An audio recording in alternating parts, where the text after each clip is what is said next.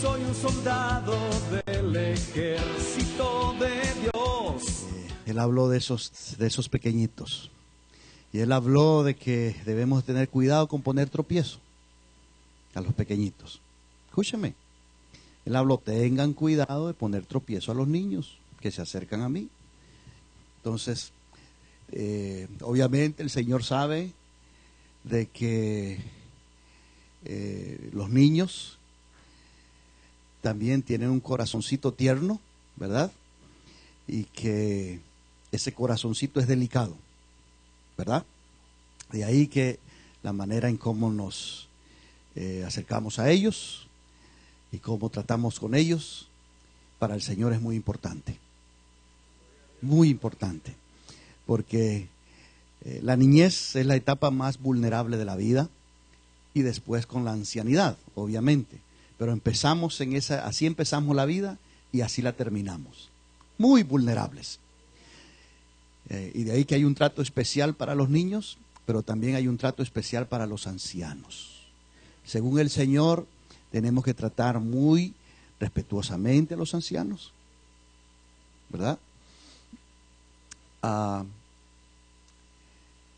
Porque para el Señor también son muy importantes.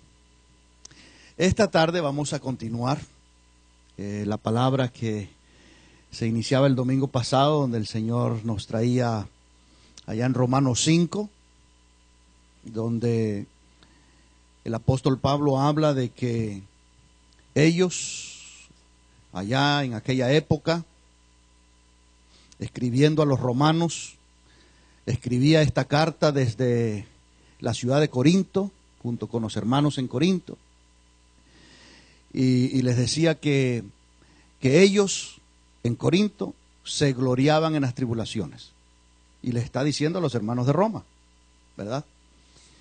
Obviamente ahora está diciendo a los hermanos de esta época, en este caso nosotros, aquí, y está diciendo, hermanos, si me pueden oír, les estoy hablando desde el siglo I. Ustedes que están viviendo en el siglo XXI. Y quiero dejarles saber de que los cristianos del principio nos gloriábamos en las tribulaciones. Amén. Pero él dice, pero yo no quiero dejarlos a ustedes sin dejarles saber cuál era la clave para nosotros. ¿Por qué nosotros asumíamos esa actitud frente a esas situaciones difíciles en la vida? Dice, y es que nosotros sabiendo que la tribulación produce paciencia. Amén. La tribulación produce paciencia. La paciencia produce un carácter probado. La palabra ahí, prueba, es un carácter, pero probado. Y el carácter probado produce esperanza. Alimenta la esperanza. Inspira a la esperanza. Y la esperanza que es inspirada por ese carácter probado, por esa paciencia producida a causa de aquella tribulación, esa esperanza no desilusiona, esa esperanza no avergüenza, esa esperanza no decepciona, esa esperanza no defrauda. ¿Por qué, Pablo? Porque el amor de Dios, el ágape de Dios, ha sido derramado en nuestros corazones por el Espíritu Santo que nos fue dado. Así que, hermanos, la razón que nos gozamos no es porque nos gusta sufrir. La razón que nos gozamos ante las tribulaciones y en medio de las tribulaciones es porque produce en nosotros un eterno peso de gloria, compuesto de paciencia, compuesto de firmeza de carácter, compuesto de esperanza, compuesto de una esperanza que no defrauda a aquellos que la albergan en su corazón. De ahí que el propósito de las pruebas no es hacernos llorar. El propósito de las pruebas no es hacernos murmurar. El propósito de las pruebas es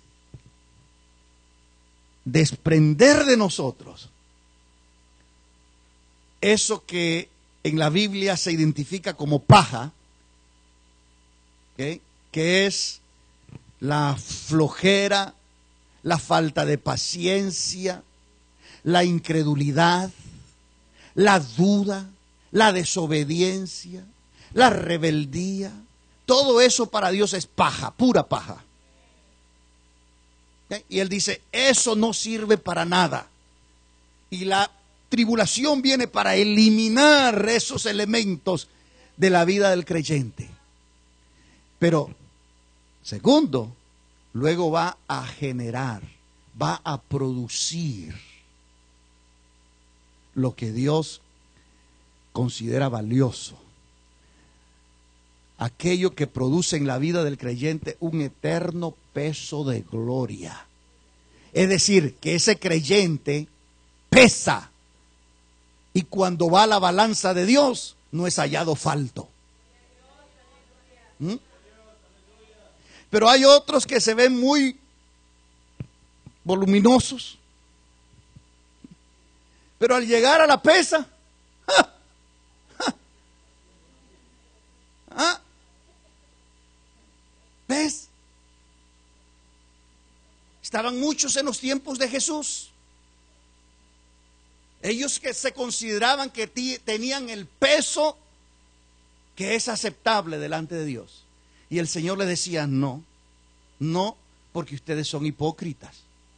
No, no, porque por fuera aparentan ser, pero por dentro se encuentra que hay falsedad.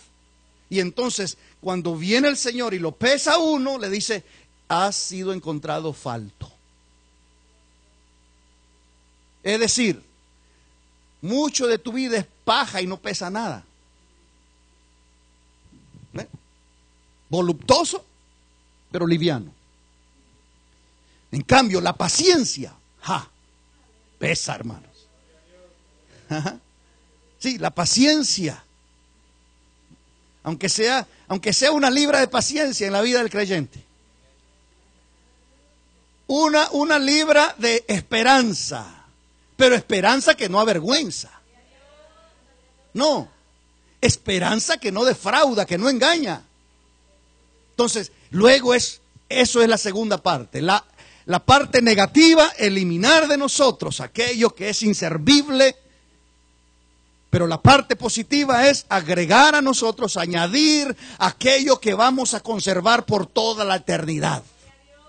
Esos elementos se quedan con nosotros toda la eternidad. Todo eso queda con uno. El creyente va a tener un peso de gloria sobre su vida. Y ese peso de gloria está por manifestarse, dicen las Escrituras. Así que, hermanos, partiendo nuevamente de allá de Romanos capítulo 5, del verso 3 hasta el verso 5, es donde encontramos esas palabras que hasta cierto punto nos maravillan, nos asombran. Cuando escuchamos a un creyente decir, nos gloriamos en las tribulaciones. Ahora escúcheme. Cuando uno encuentre un creyente así, ¿sabe qué? Cada vez que uno está en prueba, en tribulación, uno va a ir a donde él o donde ella. Sí. Pero si uno se da cuenta que todos actúan como uno, ¿ves? Que se queja, que murmura, que hace complaint, entonces, ¿para qué consultarlo? O consultarla. No, pero si hay alguien que en las dificultades, ¿verdad? Él pasa o ella pasa, pero con una actitud que honra a Dios, que glorifica a Dios, uno va a acercarse y decirle, hermano, hermana, ¿cuál es el secreto? ¿Cuál es el secreto, hermano? Amén. Si usted encuentra unos padres que han criado a sus hijos y esos hijos son honorables, ¿sabe qué? Consúltelos a esos padres. Sí. Consúltelos, porque obviamente no es accidente. No es accidente. Pero la sociedad nos dice que consultemos a aquellos que, ¿verdad?, tienen un cartón, ¿verdad? Pero cuando uno ve los hijos de ellos, escúcheme, no pueden ni con sus hijos, ellos no pueden, no saben qué hacer con sus hijos. Que le dice al hijo y el hijo le dice, cállate mami, vengo cuando quiero.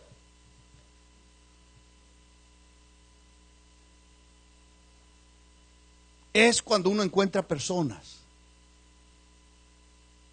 que no le van a presentar a uno un argumento, sino que le van a dar a uno una experiencia. Porque Pablo no está diciendo aquí, yo les presento un argumento que se gocen, no. Nos está diciendo, les estoy dando mi experiencia, les estoy dando mi vivencia. Y cuando yo me encuentro en esa situación, yo me glorío.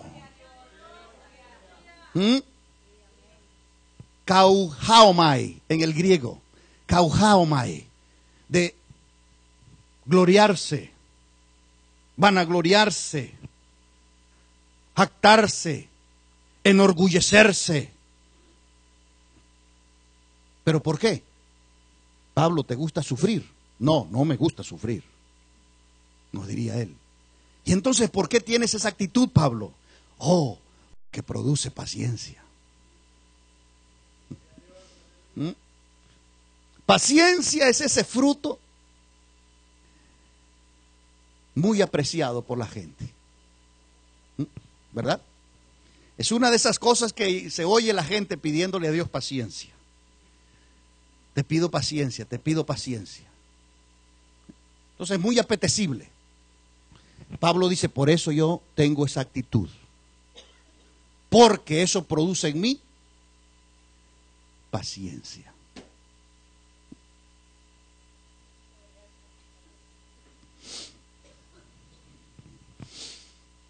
Amén. En esta tarde, si me acompañan a 2 de Corintios capítulo 4. Amén. Para empezar. 2 de Corintios capítulo 4.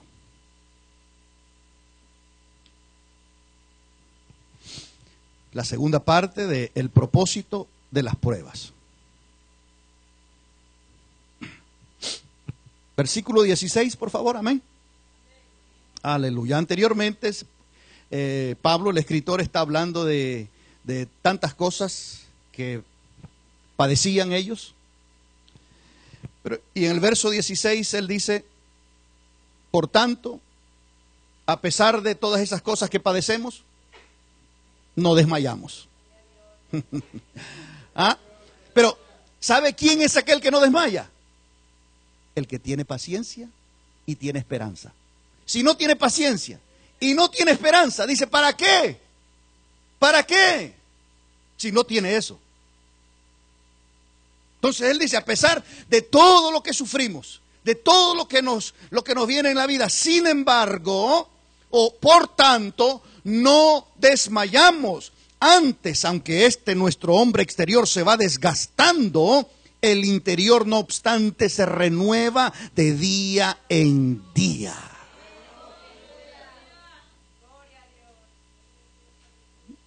Y Pablo, ¿y qué es lo que desgasta?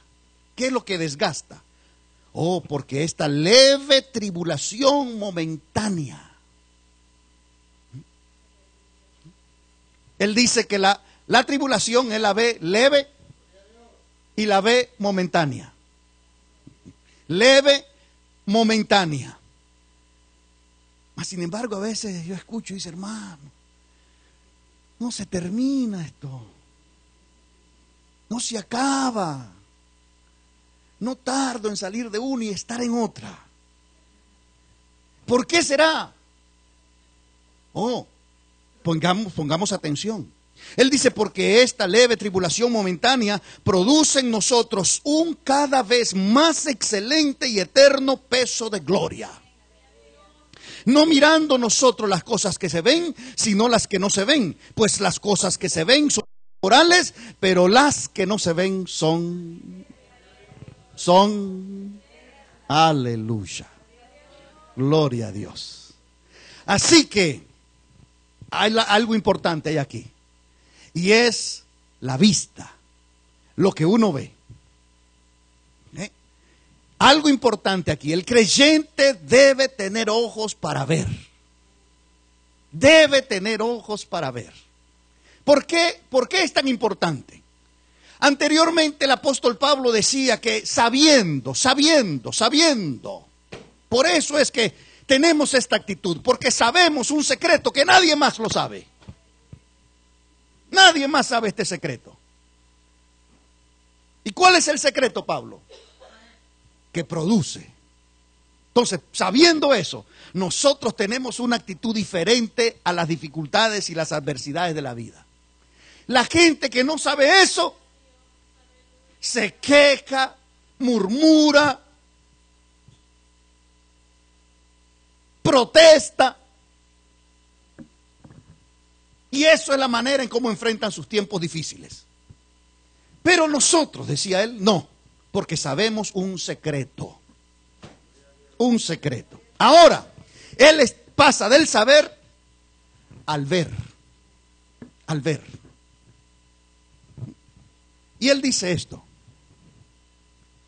que para poder considerar las adversidades, dificultades, tribulaciones, sufrimientos en la vida, poderlas considerar leves y momentáneas, hay que ver lo que no se ve. Te voy a decir, hermano, ¿cómo es eso? ¿Cómo es que hay que ver lo que no se ve? El versículo clave es el verso 18. Y él dice que ese eterno, ese más excelente y eterno peso de gloria se da cuando el creyente no mira lo que se ve, sino que mira lo que no se ve. Y cuando el creyente mira lo que no se ve, se produce en esa vida un más excelente y eterno peso de gloria. Es interesante la palabra, porque dice no mirando.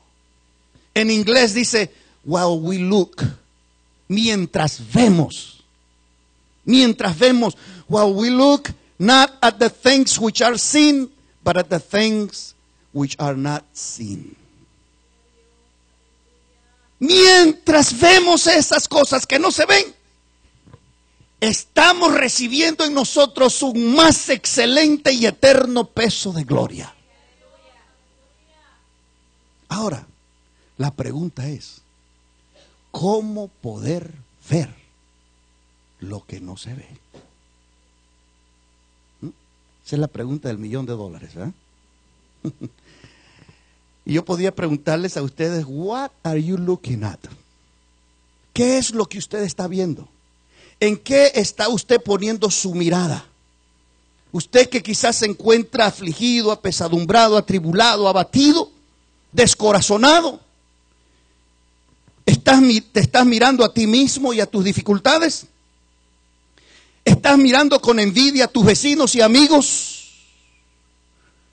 Porque según tú ellos tienen la vida más fácil. ¿Estás deseando poseer lo que ellos tienen y comparando tus difíciles circunstancias con las aparentes circunstancias placenteras de ellos? Si lo ves desde esa perspectiva,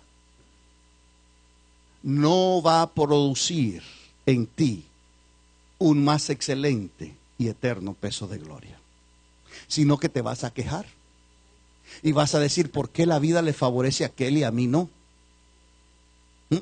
Y vas a decir, ¿por qué aquella persona vive en la primavera y el verano y yo vivo en el invierno? ¿Por qué? Entonces no vas a ser beneficiado.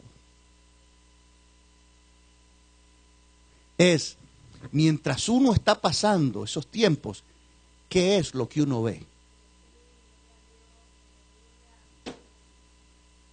Y Pablo dice, ¿sabe qué? Yo veo lo que no veo. Eso es lo que yo hago. Ver lo que no se ve con los ojos naturales. Y cuando yo no veo lo que todos los demás ven, eso me beneficia a mí, porque en mi vida se produce un más excelente peso de gloria. Y cuando ese excelente peso de gloria se manifiesta en mi vida, entonces la tribulación es leve y es momentánea. ¿Por qué? Porque la recompensa que me viene es eterna, es pesada, no es liviana, no es temporal, es permanente.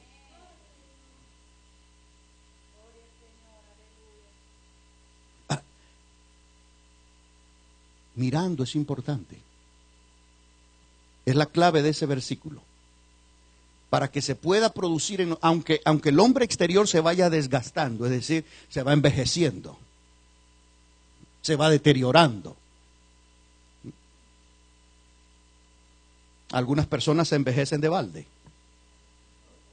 Sí, porque no le sacaron beneficio a su envejecimiento, al proceso de años. No. A los 50, 60 todavía son lo mismo que cuando tenían 20. Y aunque los años han pasado sobre ellos, pero no han cambiado. Siguen igual, comportándose igual. Todo igual. Pero mirando es la clave.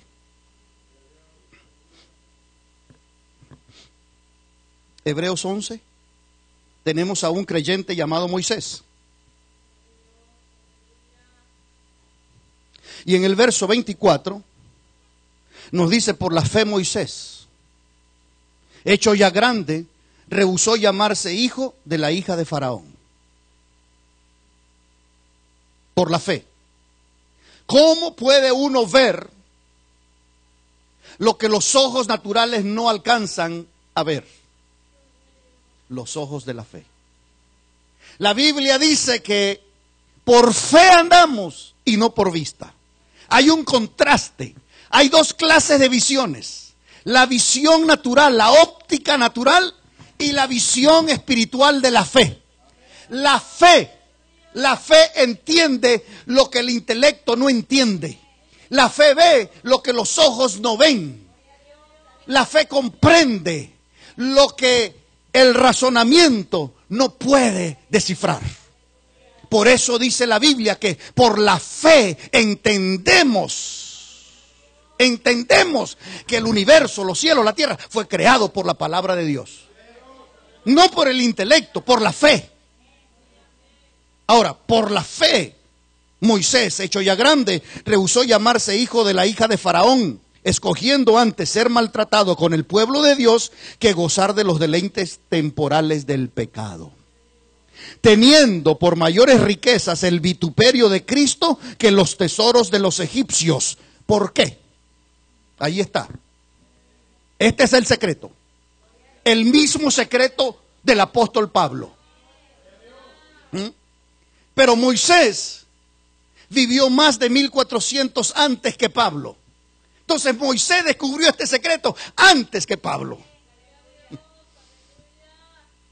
Y él dice: hermanos, lo que yo les estoy diciendo no es un secreto que yo lo he descubierto. Es un secreto que otros en el pasado lo descubrieron. Y al observar las escrituras, yo descubrí que estas personas perseveraron hasta el fin, porque veían algo que los demás no podían ver. Y yo entendí que hubieron personas que despreciaron todo lo que el mundo ofrece, porque tenían ojos para ver lo que otros no podían ver. Yo descubrí, hermanos, que hubieron personas que rechazaron su herencia, como Moisés, de ser hijo de la hija del faraón. el futuro heredero del trono de Egipto. Las riquezas de Egipto, los placeres, los deleites de Egipto. Solo un loco hace eso. ¿No? ¿No es cierto? Solo un loco hace eso. Pero ¿sabe qué? Es que estos locos están más cuerdos que los cuerdos. Sí. A Pablo le decía, aquel rey le decía, Pablo, estás loco. La mucha... Y le dice,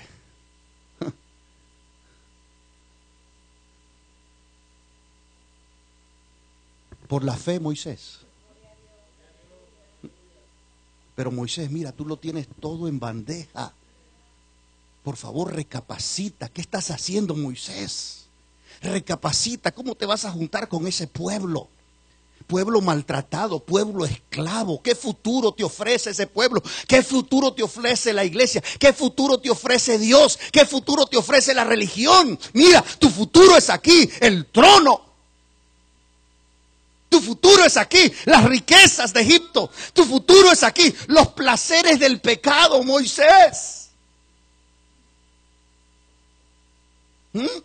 ¿Qué esposa vas a encontrar ahí, aquí, aquí? No, aquí se te ofrecen. Pero Moisés dice que por la fe, los ojos de la fe. Él vio algo, él descubrió algo. Y al descubrir eso, él dijo, renuncio al trono.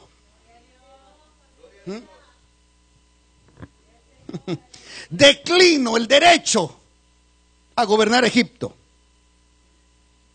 Repudio, no acepto, rechazo las riquezas del faraón.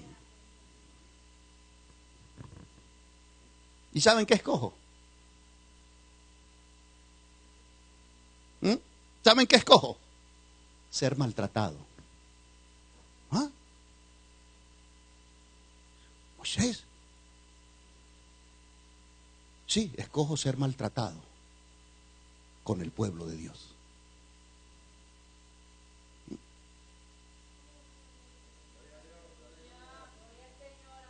Ahora, escúcheme.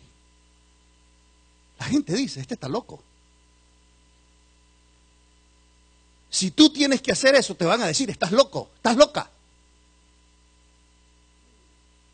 ¿Cómo vas a declinar? ¿Cómo vas a rechazar eso? ¿Cómo vas a repudiar eso? ¿Para irte a meter con el pueblo de Dios? ¿Sabes que ese pueblo es un pueblo maltratado? ¿Sabes que ese pueblo es un pueblo que no tiene privilegios? Es un pueblo perseguido. Pero Moisés dijo, escojo antes. No solo escojo, prefiero. Escoger antes, preferir. I'd rather suffer with the people of God than enjoy all this. Pero Moisés, ¿por qué? Why? ¿Por qué? Porque tenía puesta la mirada. Vea, la última frase del texto, versículo 26. Porque tenía puesta la mirada.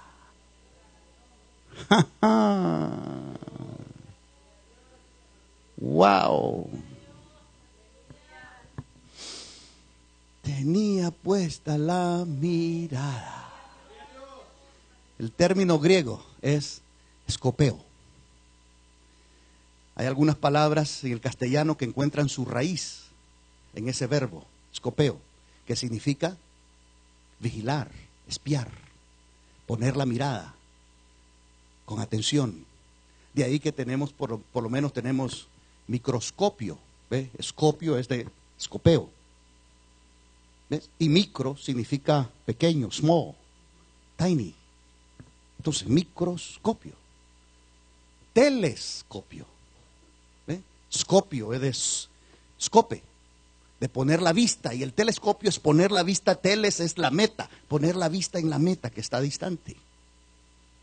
periscopio que usan los submarinos, ¿verdad? Y ese es para poder ver encima de los obstáculos. Y sale. Y allá están abajo, bajo agua. Pero desde bajo agua pueden ver por el periscopio. Aquello que le impide ver porque no están en el horizonte para verlo, sino que están sumergidos, pero con el periscopio pueden ver. Y el periscopio tiene la capacidad de ver alrededor toda la periferia. Del griego periferia, alrededor. Escopeo y dice, ¿por qué, Moisés? Porque yo escopeo el galardón. Estoy vigiando el galardón. Lo estoy vigilando. Por eso. Y la gente de aquí solo están viendo esto.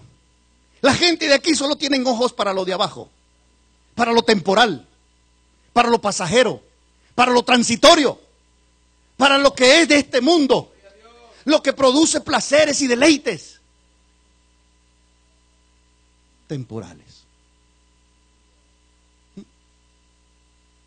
Pero de pronto Moisés recibió otra visión, y es la visión que da la fe en Cristo Jesús.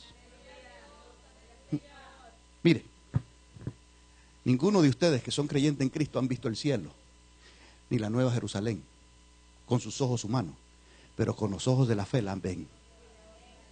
Ustedes ven las calles de oro. ¿Ah? No, caminar en alfombra roja. Nada, caminar en calles de oro. Los ojos de la fe ven las calles de oro. Los ojos de la fe ven las puertas de perla. Los muros transparentes.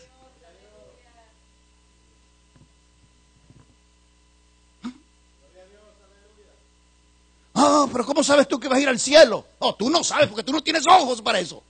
Tú solo tienes ojos para la tierra. Yo veo la tierra, pero también veo el cielo.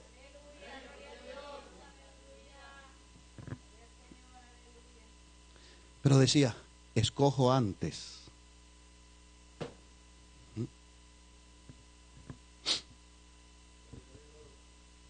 ¿Por qué Moisés escoge eso? Porque tengo por mayores riquezas el vituperio de Cristo. El vituperio de Cristo. ¿Qué es eso del vituperio de Cristo? ¿Ha experimentado usted el vituperio de Cristo? El Señor decía, el mundo os aborrecerá. Si el mundo os aborrece, sabed que a mí me ha aborrecido antes que a vosotros. Si fuerais del mundo, el mundo amaría lo suyo, pero porque no sois del mundo, antes yo os elegí del mundo, por eso el mundo os aborrece. El que me aborrece a mí, también aborrece a mi Padre. Entonces, hay un odio que es inexplicable. Hay un odio, un aborrecimiento, un resentimiento que no le encontramos explicación, es incomprensible. ¿Y cuál es? Que se odia a Dios sin ninguna razón. Y el Señor, Dios Todopoderoso, envió a su Hijo Jesucristo, y como viene del Padre, se le odia a Él también. Y el Señor Jesús viene y envía a sus discípulos, pero porque están asociados y relacionados con Él, también se le odia a los discípulos, porque se le odia al Señor, porque se le odia al Padre. Y el Señor les dijo, ese es el vituperio mío. El vituperio es estar asociado, relacionado con Dios. El que se relaciona y se asocia con Dios, eventualmente será vituperado por el nombre del Señor. Moisés dijo,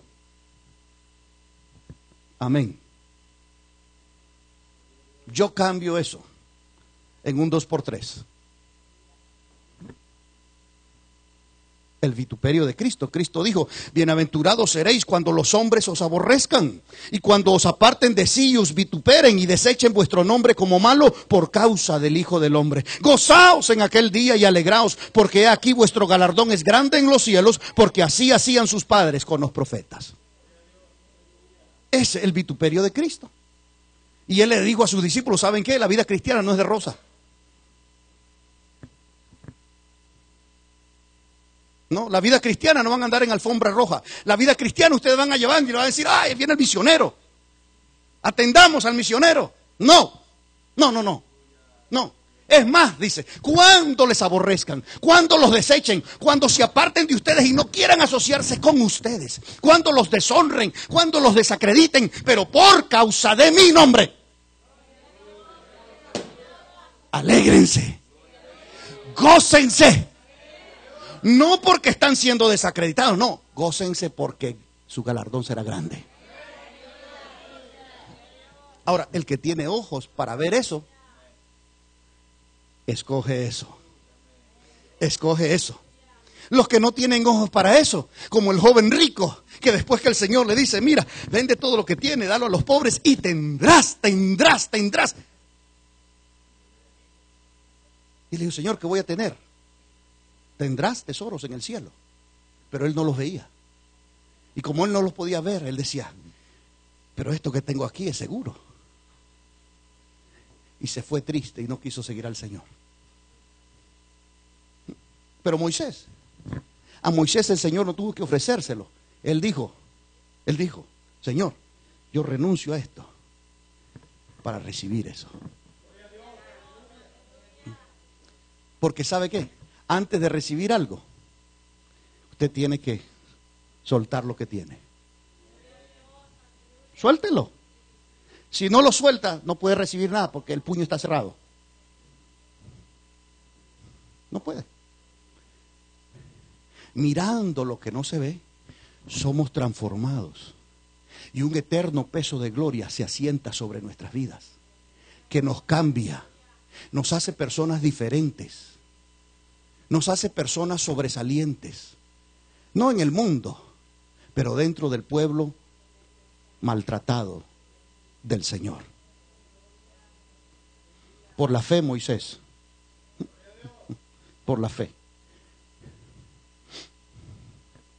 Él hizo una estimación, una apreciación de todo lo que tenía en Egipto.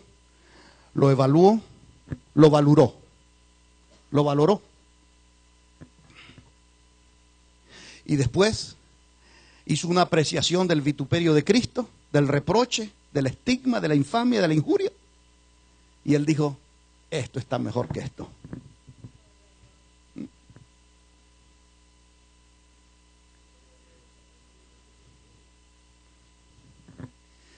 La Biblia nos habla de dos privilegios, hermano.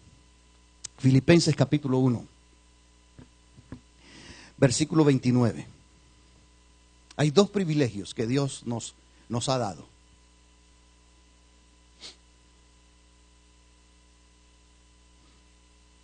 Pero para poder verlos y apreciarlos, hay que tener ojos para ver aquello que no se ve con los ojos naturales.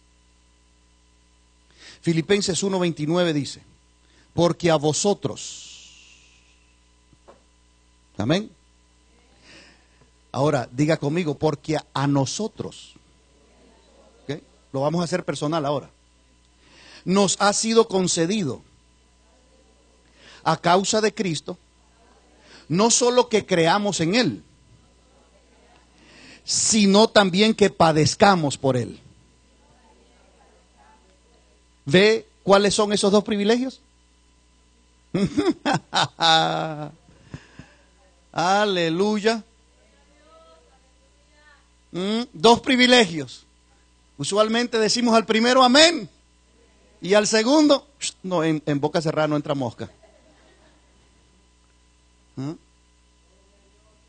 Dice dos privilegios. ¿Y sabe cuáles son? Primero, que creamos en Cristo. Si no es concedido por Dios, no podemos creer en Cristo. Escúcheme. Hay mucha gente que dice que cree en Cristo, pero no cree en Cristo. Porque uno no cree en Cristo porque uno cree en Cristo, sino que uno cree en Cristo porque Dios le da fe a uno para creer en Cristo. Y dice, nos es concedido ese privilegio, creer en Cristo. El segundo privilegio, amén. ¿Alguien ya lo identificó? ¿Cuál es? Padecer por Él. Que padezcáis por Él. Pero a ver, eso no lo consideramos nosotros privilegio, ¿verdad? ¿Sabes por qué? Porque somos creyentes del siglo XXI. Por favor, veamos algún creyente del siglo I. Hechos capítulo 5. ¿Ok? Hechos capítulo 5.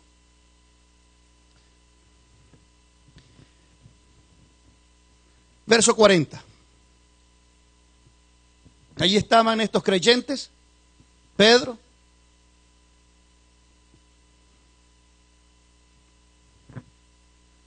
Juan, Andrés y los demás, 11 apóstoles, ahí dice, y convinieron con él. Este era aquel rabino llamado Gamaliel, que les dio un consejo. Entonces dice, y convinieron con él, y llamando a los apóstoles, llamando a los apóstoles, gloria a Dios, nos respetan. ¿Vieron ellos? Nos mandaron a llamar. La gente importante de la ciudad, los gobernantes, las autoridades, nos mandaron a llamar. Tenemos una cita con el alcalde, con el sheriff. Amén. Los mandaron a llamar. ¿Pero para qué? Oh, para azotarlos. Para azotarlos. Después de azotarlos, les intimaron que no hablasen en el nombre de Jesús. Y los pusieron en libertad. Y ellos salieron de la presencia del concilio llorando de haber sido tenidos por dignos de padecer afrenta por causa de... gozosos. Gozosos. Aleluya. Ustedes son creyentes como los de Berea.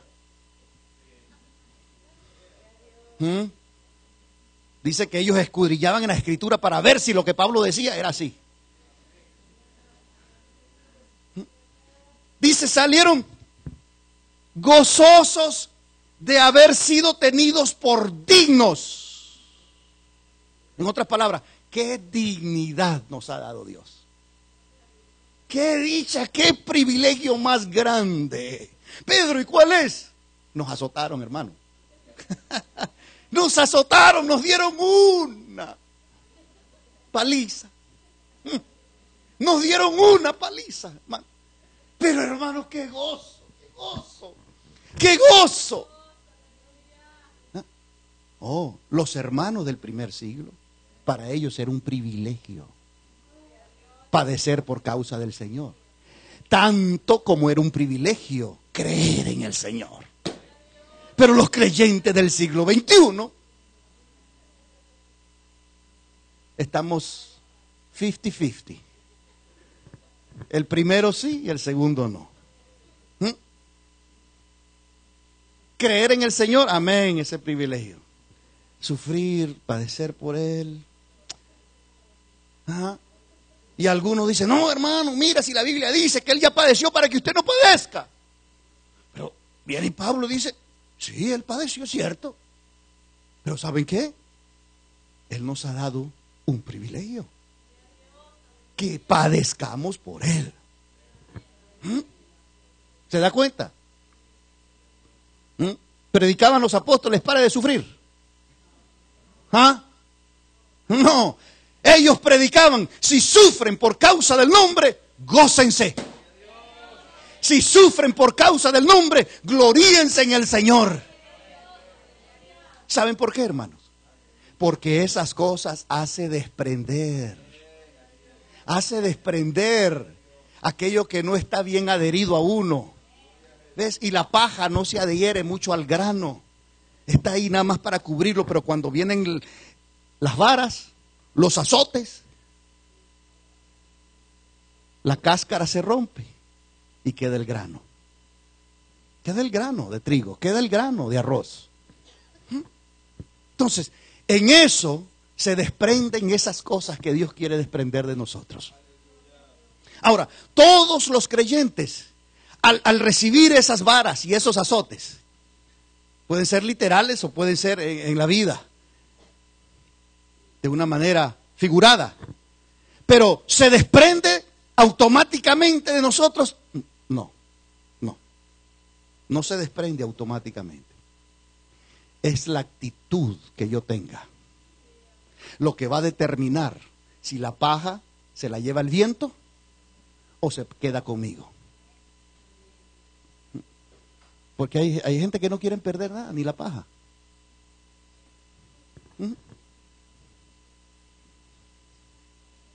¿Verdad? Una expresión común, callejera en Costa Rica, ¿no? De alguien que habla y habla y habla y dice, tú eres pura paja. ¿Verdad? Pero es algo, o sea, que eso no tiene valor, no tiene peso, no tiene sustancia. Es pura liviandad, superficialidad. Es desprender todo eso. Desprenderlo. Ahora, un ejemplo bien claro que yo no puedo ahondar en esto, debido al tiempo. Pero el pueblo de Israel, que Dios sacó de Egipto, igual como el Señor también, ahí venía Moisés también, vea. Pero Moisés era un creyente diferente. Y habían otros creyentes también que se destacaban como Moisés. Pero después está, como decimos, el resto de la masa. ¿Ves? Entonces, hermanos, Dios está tratando con todo su pueblo. Sí. Sí. ¿Y quién es el que trata con el pueblo? Dios. Él es el dueño.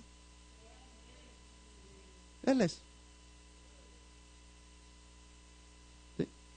Yo no soy, usted no es.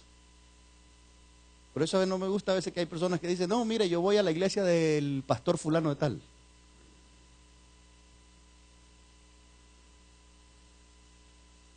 ¿Sí? No, nunca diga usted, yo voy a la iglesia del pastor Andrés Rodríguez. No. No, porque no es mía.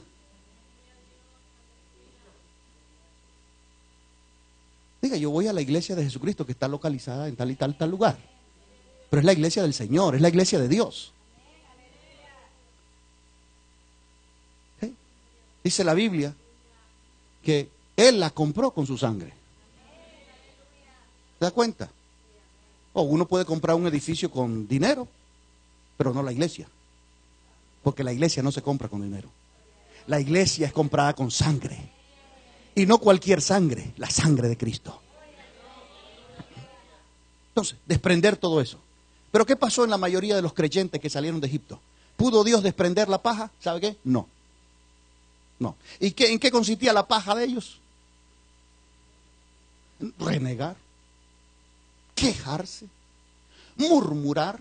¿Ve? Murmurar también es rezongar. ¿Hay cristianos que rezongan? No, ¿verdad? De esos no hay aquí en Glen Cove. No. Refunfuñar. Protestar. No, ¿verdad? Nos dicen protestantes. Pero protestamos contra Dios a veces. En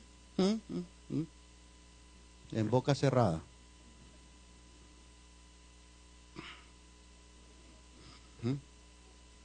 Entonces el pueblo llegaba, dice, y llegó. Pasaron el Mar Rojo. Tremendo culto de júbilo. Tremendo. Un gozo. Un culto que nunca el pueblo había experimentado. Ahora imagínese si pasar el mar en seco. Y usted pasa por ahí como en medio de dos peceras. Usted ve ahí peces de todos colores, tiburones. Y lo puede tocar. No hay problema, ahí está. Pero después de tener esa experiencia, todo el mundo es creyente. Todo el mundo alaba. ¿Ah? Todos danzan. Hay júbilo. Pero después llegaron a un lugar llamado Mara. Mara. Que de donde viene el nombre Miriam María. Significa amarga. El nombre María significa amarga, pero no necesariamente la persona tiene que ser amarga, pero, ¿verdad? A veces las circunstancias amargan la vida. Entonces llegaron ahí. Y llegaron y había agua y llegaron a tomarla. Y dice, y era amarga. ¿Okay? Y la palabra amarga ahí es ajenjo. Y entonces dice que ellos dijeron, para matarnos de sed nos trajo Dios aquí. Para matarnos de sed trajo Dios aquí. ¿Por qué nos sacó de allá? Años más tarde decía, nos acordamos de las ollas de carne, del pescado, de las cebollas. No les envidio nada a estos hermanos. De los ajos, de los berros, de los ajos, decían ellos. Y aquí nuestra alma languidece de este pan tan liviano, de este maná. Queremos carne, queremos steaks. Y dice que provocaron a ira a Jehová. Llegó la situación difícil, pero ¿sabe qué? Quiere desprender la paja, quiere desprender la protesta, la murmuración, quiere desprender eso.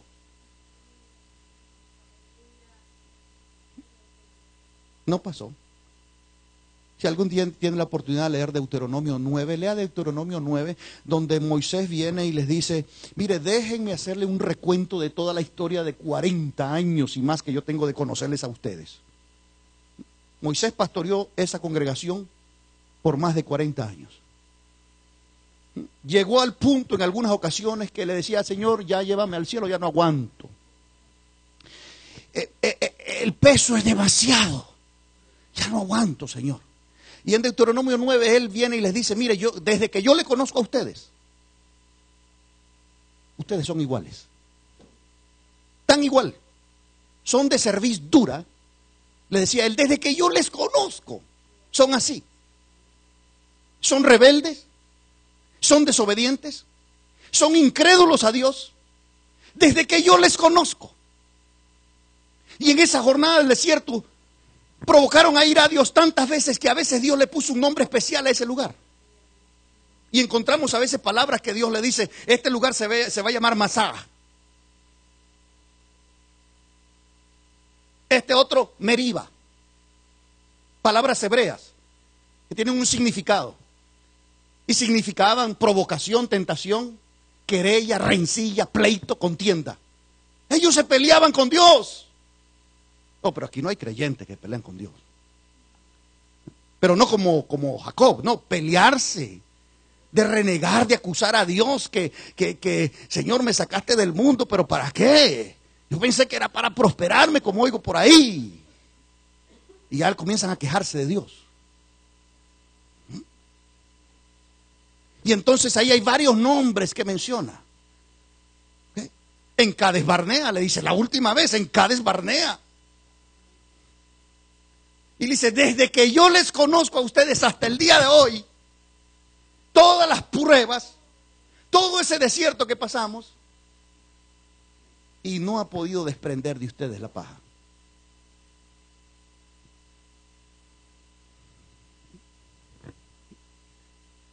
Excepto algunos otros cuantos creyentes, que cuando salieron de Egipto eran unos, y cuando llegaron a Canaán eran otros. Ellos sí. Entonces, la segunda parte es que Dios quiere agregar. Pero antes de agregar, tiene que quitar. Y si Él no puede desprender eso de nosotros, no puede agregar lo otro. Porque ya está, el campo está ocupado.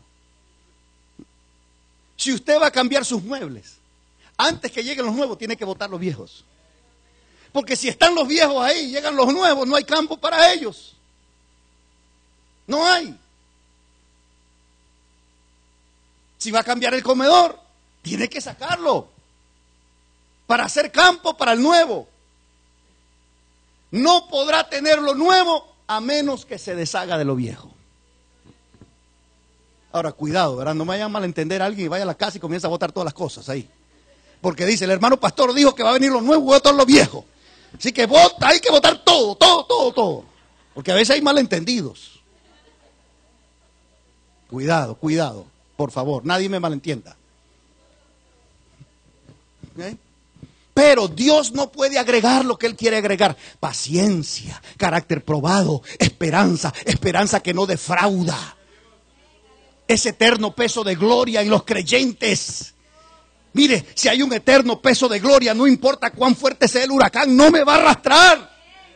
Pero si no hay peso de gloria, cualquier vientecito, el hermano se fue, allá está, bien, allá fue a parar. Allá fue a parar. Sí, dice el apóstol Pablo, hay algunos que son como niños fluctuantes. Están aquí, allá. Pero hay otros, dice, que tienen ese eterno peso de gloria. Y como hay un peso de gloria sobre ellos, los mantiene anclados, arraigados, cimentados. ¿Y qué es lo que produce eso? Cuando el creyente pasa esos tiempos de prueba, la paja es desprendida.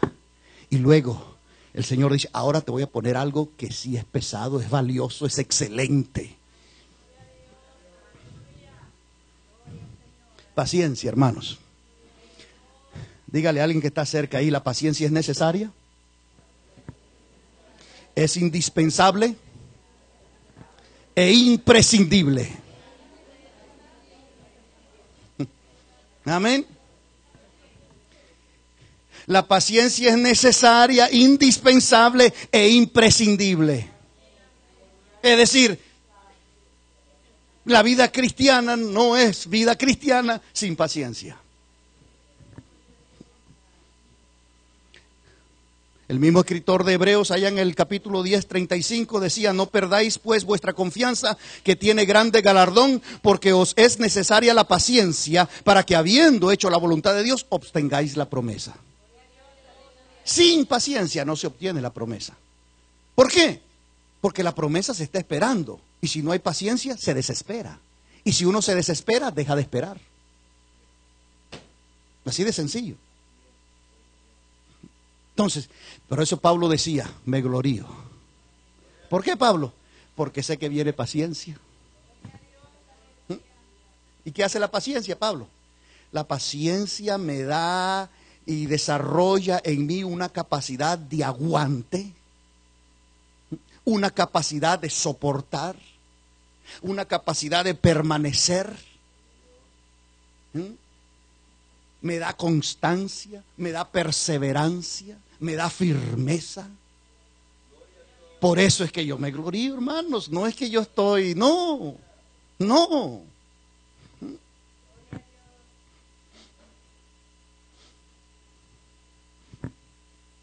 Ahora en Romanos dice, sabiendo que la paciencia produce, la tribulación produce paciencia.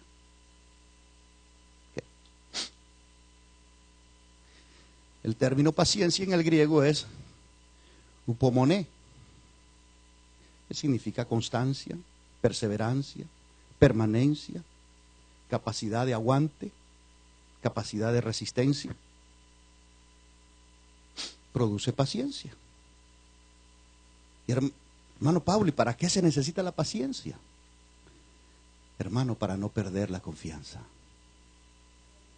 para no perder el galardón, necesitamos la paciencia.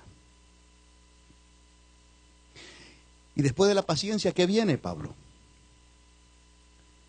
Después de la paciencia viene un carácter temple, entereza de carácter, firmeza de carácter. Eso viene después.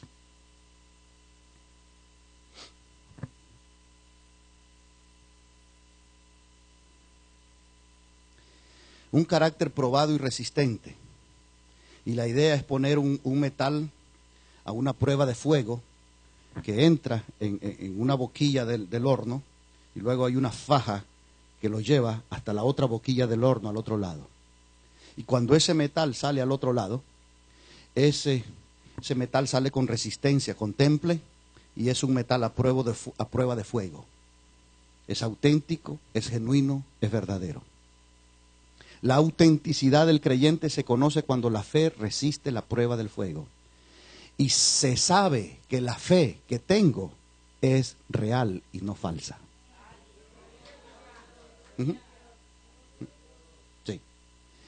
Ahora, esa clase de autenticidad que me comprueba a mí que la fe que albergo en mi corazón es real, es genuina, es auténtica. ¿Y por qué?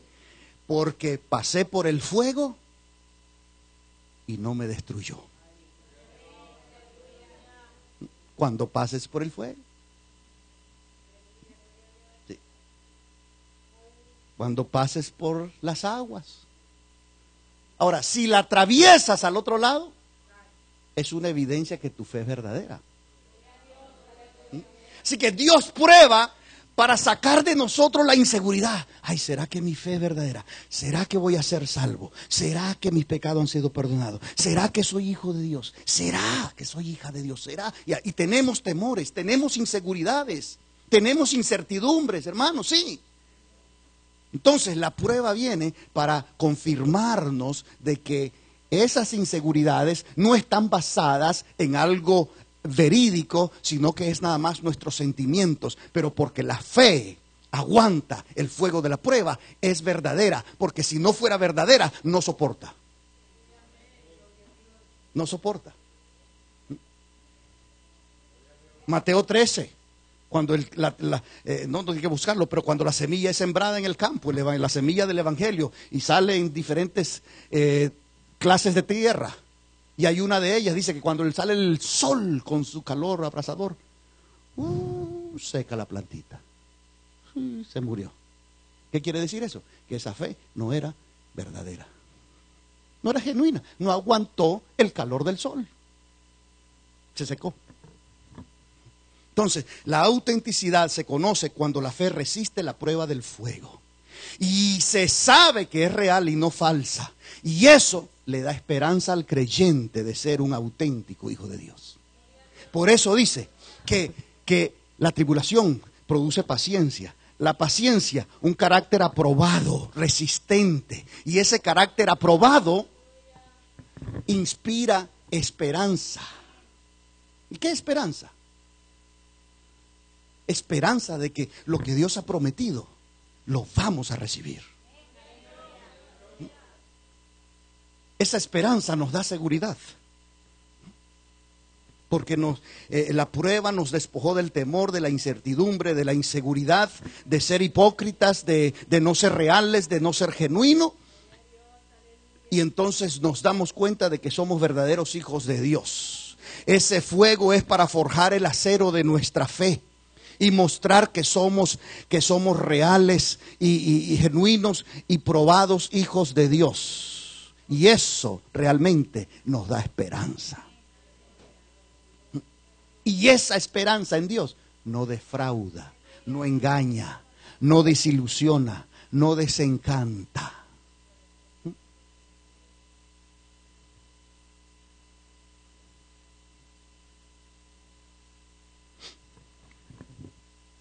Cuando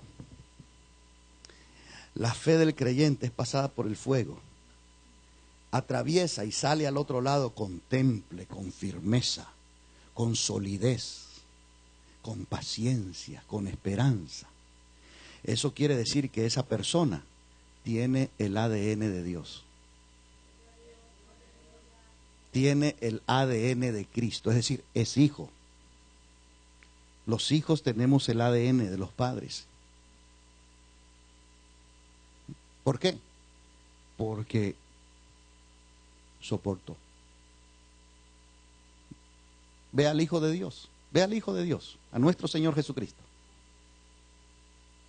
Dice, por lo que padeció, aprendió la obediencia. Se mostró el ADN del Padre en él. Ahora, ¿cómo se muestra en nosotros? Por eso encontramos esa asombrosa declaración, puesto de pie, donde el apóstol dice, nos gloriamos en las tribulaciones, sabiendo que la tribulación produce paciencia. Y la paciencia prueba un carácter probado. Y la prueba, el carácter probado, esperanza. Y esa esperanza que es inspirada en medio de la prueba, esa esperanza no defrauda, no desilusiona. Porque el amor de Dios ha sido derramado en nuestros corazones por el Espíritu Santo que nos ha sido dado.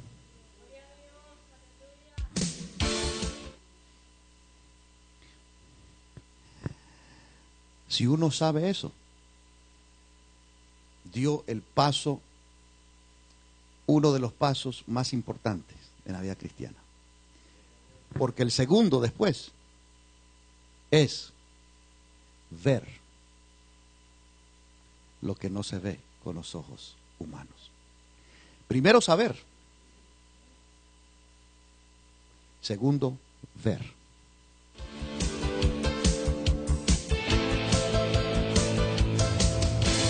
Knowing, sí, sabiendo, es mientras vemos. ¿Qué dice la palabra? ¿Cuándo seremos transformados? Dice, cuando le veamos tal y como Él es. En ese cruce de mirada entre el Señor y el creyente, ahí se transmite. Ahí le veremos tal y como Él es. Entonces seremos semejantes a Él, porque le veremos tal. Yo soy un soldado del ejército de Dios. Voy feliz marchando, siempre guiado por su voz. Nada puede conmigo. No esto. Nada puede conmigo. Para poder verlo. Jesucristo va adelante. Jesucristo va adelante.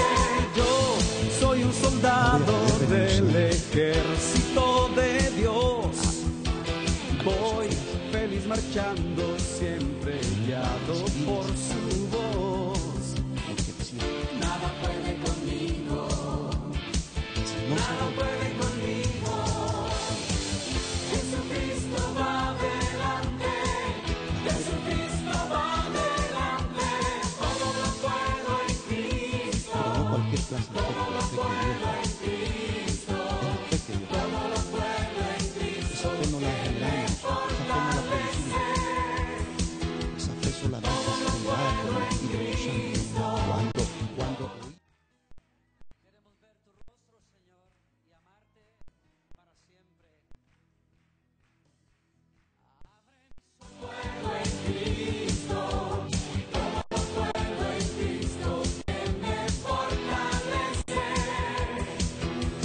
Yo soy un soldado del ejército